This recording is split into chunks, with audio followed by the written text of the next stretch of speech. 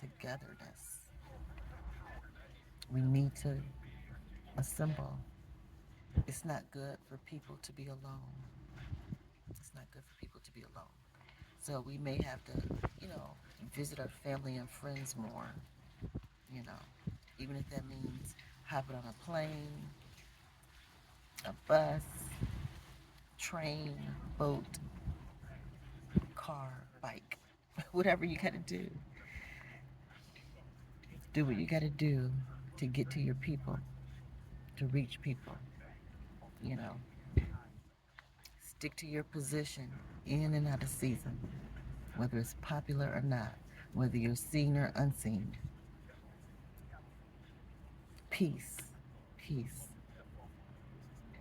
that soothing element, that soothing nature, soothing